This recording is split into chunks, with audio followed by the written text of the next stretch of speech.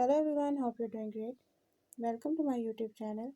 In my today's video, I'll be telling you what you can do if your message is not being sent in your device Oneplus Nord N200.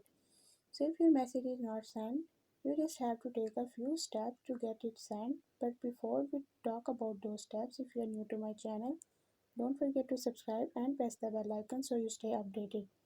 Now watch this whole video and you will learn what to do if your message is not sent.